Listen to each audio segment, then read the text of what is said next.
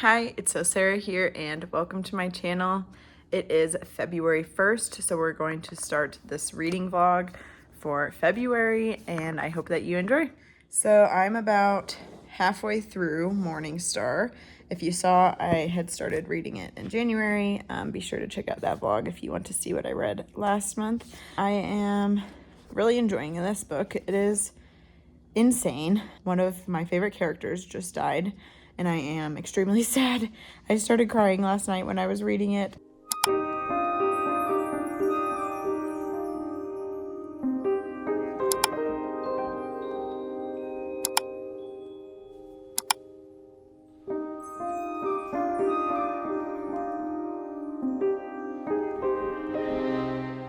So it is February 2nd and I have DNF'd my first book.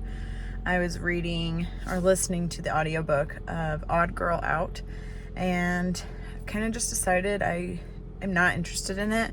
This book I tried listening to last year. I got like 20 minutes in. This year I've listened to a couple hours and I just am not interested in it. I think it is probably a wonderful story that she has to tell, but it's just not something that I'm interested in right now. So I am going to stop reading that and I'm going to start listening to The Light We Carry by Michelle Obama. I really liked her book Becoming. I read that last year or 2 years ago, I can't remember, or I listened to it and I loved listening to her reading it. So I'm going to listen to her second book. I finished reading You're Moving to America, Now What? By Catalina LaShawn. It is someone I know. She wrote this book. She's a first-time author, and it is helpful for immigrants who are coming to America to understand the financial system. I read it because I know her, but also because it helps you to learn a little bit as someone who is an ally, who has lived in the United States their whole life. For me, it really taught me a lot about what immigrants go through, at least from the perspective of her, and the questions she had, the things that she noticed in other people, like the differences, just so many interesting things, and also how to help them, like what I should be saying, what I should be doing, all those types of things. So it was extremely helpful. I definitely will rate this book 5 stars. I highly recommend checking it out. So yeah, I finished that, so that's very exciting. That is my first finished book for February. And then today it's snowing outside, which I'll show you. It's gonna snow all day long. So I'm planning to read a lot of Morning Star this weekend.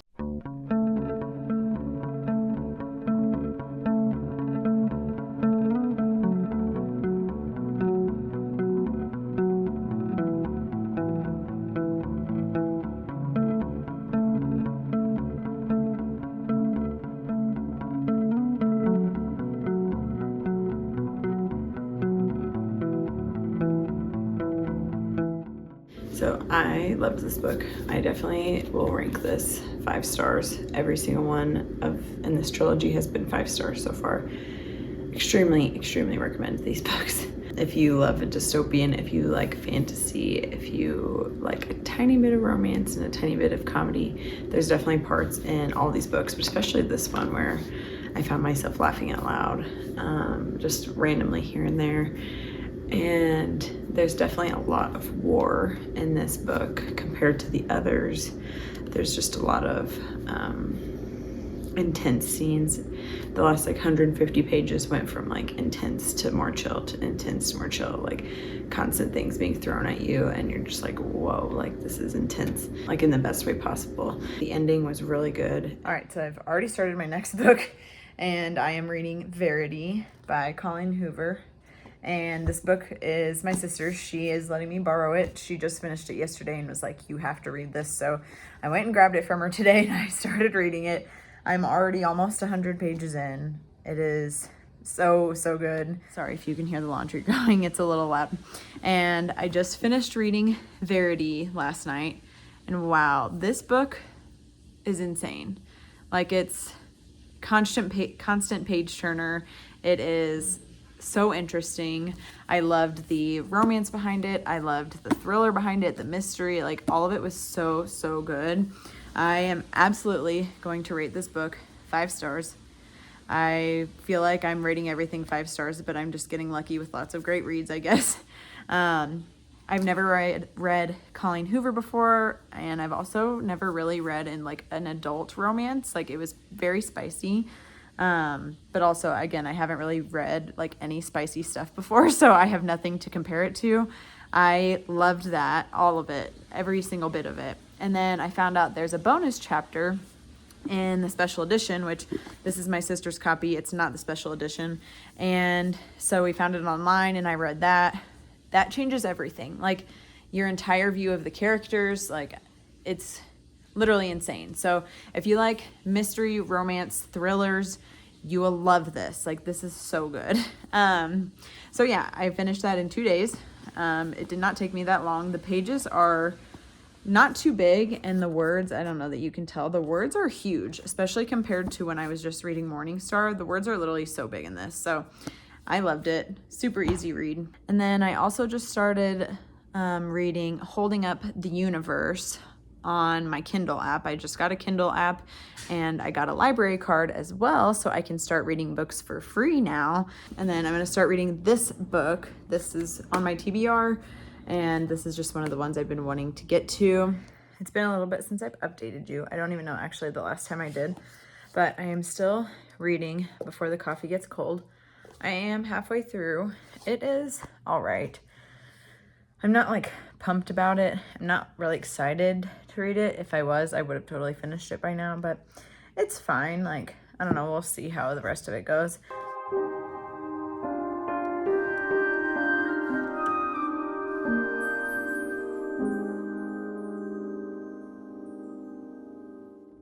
So I finished reading this book last night. I have some thoughts on this. So first off, I am going to rate this book 3 stars. I'm pretty sure that's what I'm gonna keep it at, is 3 stars. And so I wrote in my book journal to kind of just help process my thoughts and understand kind of why I was rating it a 3-star. Overall, I rated it 3 stars. And at the start, I wasn't really enjoying it. I was kind of struggling to get through it. I was just looking at the page number all the time, trying to just figure out when I was gonna get to the end of the book. I even considered not reading the rest of it, but there was a little bit in me that wanted to read it enough. Like I still wanted to know what was gonna happen. So that was enough to keep me reading it. So I think overall it was a cute story and a good idea, but I think it wasn't executed very well. So I was very confused by the chapter setup. There's 4 chapters and I was confused at how the chapters worked basically. Each chapter is a different story, but each person in the chapters kind of moves on to the next one. It started to make sense halfway through. Once I was in the 3rd chapter, I was starting to be like, oh, this is why it's this way. But I feel like there was probably a better way to tell that maybe. I mean, I'm not a writer, so I don't know exactly what they could have done differently. The writing was also sometimes confusing. I didn't always understand who was talking or whose mind I was in. It just sometimes felt like it was an outside person, sometimes it felt like it was one of the characters. So that kind of confused me.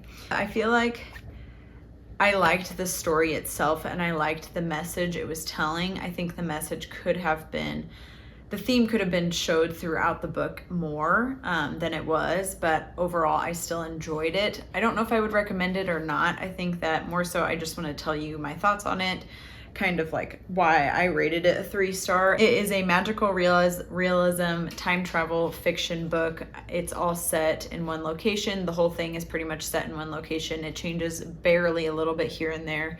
So I think it's kind of cool because you're just in a coffee shop and it's cozy. You never really know what the time is based off the lighting and all the kinds of things. So it's definitely a really neat setting and I like the idea of the time travel. It's very specific time travel, not like anything I've ever heard before in a book or a movie or anything. So it is pretty neat for those aspects. So yeah, rating it 3 stars. Okay, so then the next book I'm going to start is Local Woman Missing. It is a psychological thriller, a suspense, mystery fiction book. So it's basically about 3 women who go missing. The first one goes missing and then another woman, her daughter, go missing later on in the same area. And then 11 years later, one of the women who went missing, she was 6 years old at the time, comes back 11 years later and everyone wants to know what happened to her. and nobody's prepared for what they'll find, is what it says. I'm excited for this, and I definitely like that like psychological mystery type stuff. So I think this will hopefully dig into that part of me that enjoys that stuff. This book is so good so far. I am on page 50. I'm starting part 2. Wow, this has been really good. And just like, wow, the suspense, the thrill is definitely there. I'm loving this so far. I am on my lunch break at work right now. I have been reading the book on my phone, Holding Up the Universe. I'm halfway through now, and I'm loving this book. I don't want to stop reading it. I want to read it all day long. I think I have like 10 days till I have to return it. So this has been a great lunch break. Sitting in the back seat of my car. There's something so cozy about it. Got the heat going. I've got a blanket on. It's a cloudy, cold day. It's supposed to start snowing soon. So it just felt like the right vibes to be reading a book. And also, look at this view. It is so pretty. Cannot get enough of these mountains. Okay, so I finished reading this book a couple days ago, and I think I'm gonna rate it 4.5 stars. So it was a really great mystery thriller, very suspenseful. I was very excited to get to the next page. I was excited to get to the next chapter, etc. It had like a couple little flaws here and there, but nothing big. The whole storytelling was really good until the end. Obviously, I'm not going to give any spoilers, but at the end, all of a sudden, it just felt like it just wasn't told in the same way as the rest of the book. It was still an insane ending. Like, the story came to a really good, like, close, but I feel like it could have been told a little bit differently, or I don't know. It just was a little bit odd at the end, but that's really the only reason I'm taking a 1/2 star off. If it wasn't for that, this would literally be a 5-star book. I loved this book. I love like murder podcasts, like true crime, that kind of stuff. This is very fitting for somebody who likes that kind of stuff. So if you like that, you will like this book for sure. And then I finished reading Holding Up the Universe. This was a super cute book. I loved this book. I think I would rate it probably 4 stars is what I'm going to rate it. The book is a really great telling about 2 different stories, very like different stories, but also similar in some ways.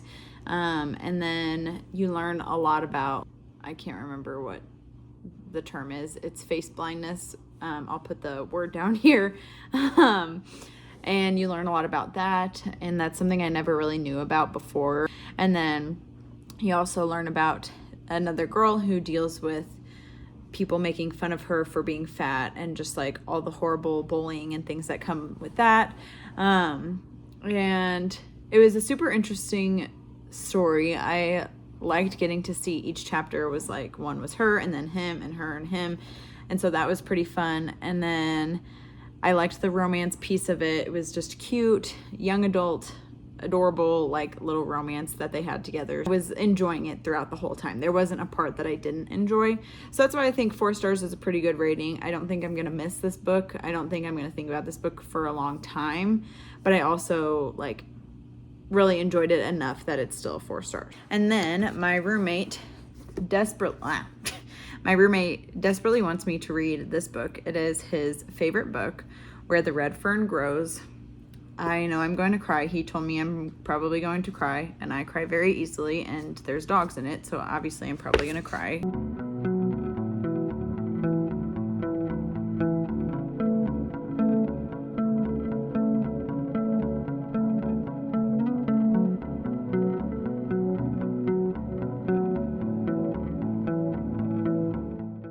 So I finished listening to The Light We Carry by Michelle Obama, and it was like kind of hard to get through it somewhat because I'm just not as into self-help books. Even though it's not exactly a self-help book, she also tells stories and she shares some of her life through it. Some of them she already told in her book Becoming, and then some she hasn't told before. So it was definitely interesting to get to see different stories from her life, and then also how she connected it to like how can you apply this to your own life. So I think I'm gonna rate it 4 stars. I don't think I would want to listen to it again, but I definitely would recommend it to people, especially people who like self-help books, or if they like Michelle Obama. Like, you're definitely going to like this book still, and I definitely really liked it still. I don't regret listening to it at all. I really enjoyed it, but I'm ready to move on to the next thing. And I did already move on to the next thing, because today I started listening to The Tattooist of Auschwitz, and I am like almost a third of the way in. I think it's a 7-hour listen, and I've been listening to it off and on at work this morning, and I listened to it this morning while I was getting ready for work. So I think I'm gonna be able to finish this book pretty quickly, and probably finish it within the month of February. I really enjoy it so far. I like that it's a historical fiction, but I also am very interested in World War II, and so it's interesting to get to hear it like in this kind of format versus just like reading it in a history book or something like that.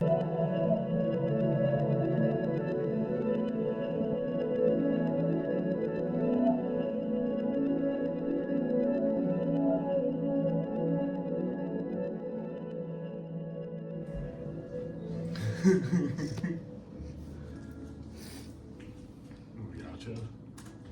Okay, so I think I've decided I'm going to rate this 4.5 stars. It was an amazing book. I don't remember reading this in school like everybody else has, but I'm rating it 4.5 stars because they just used easy words. I liked that a lot of the characters didn't have names. Like, it was more so like grandpa, sisters, papa, like police officer, whatever, like all those kinds of things. So I think that that was really nice because you didn't have to remember a lot of character names. And then the things I didn't really like were like, obviously it's based in the Great Depression, and it was written in 1961. So like, they talk about women more so like women this and men this, like you act like this because you're a woman kind of thing. There was a little bit of that, not much, but it was like a little bit of that, which I don't love that. And then the other thing is just like some of the things that the dogs go through is a little bit hard for me to hear. I love dogs so much, and my heart, I'm very empathetic, and my heart would hurt a little bit reading some of the things, but that's okay. Like, obviously this is what they would do with their dogs, and I still loved the story itself, and I loved him and his relationship with his dogs. It was a beautiful, beautiful story. Okay, so I finished reading my last book of February, and it was The Tattooist of Auschwitz, and I finished listening to it on Audible this morning at work. And I think I'm going to rate it somewhere between 4 to 4.5. I'm leaning towards 4 stars in. I'll tell you why. I really enjoyed listening to Lale's story and just the different things that he experienced. And it is a fiction story, but it's also based on a true story. So from the author's perspective, she said that it was 95% true. There was just a few things she changed here and there, but then people have been debunking some of the things that are in it and said, like, for example, they couldn't have gotten penicillin during that time. It wouldn't have been able to happen until after. And there's some more things like that people are like, this is not historically accurate, but the book doesn't claim to be historically accurate. It is a fiction book. So don't read this book to learn specifically about Auschwitz, but more so just to hear Lale's story. So what happened in general is true. What happened to him, what happened to the people he was around, his friends, the experiences he had, the people he met, the job he did, the woman he fell in love with, and all this different stuff, like that is actually his story. So it is a crazy story. It is a sad story. But me, I'm usually someone who's super emotional. I usually cry super easily, and I actually didn't cry at all. I felt a little bit of emotion, of course, and I felt some pain and hurt for them, because obviously what happened during the Holocaust is just unimaginable. It is absolutely horrible.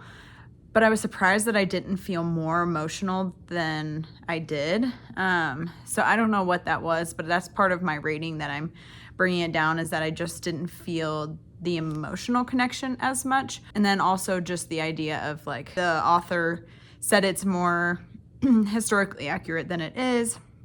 Apparently, in the physical copy, she wrote Lale's name different than it actually was spelled, as Lale's son had ended up saying later on that that's something that upset him. So she did get all this information from Lale himself, though, over a span of 3 years, and so he really did get to tell his story still. So I think that it is absolutely worth reading. I liked listening to the audiobook. I'm sure reading the physical book would be great too. And I think that is all for this video. I hope you guys have enjoyed following me along for my February reading vlog. I'm excited to see you guys in the next reading vlog or just the next video in general. I hope that you are doing well and that you take care. Thanks for watching. Bye.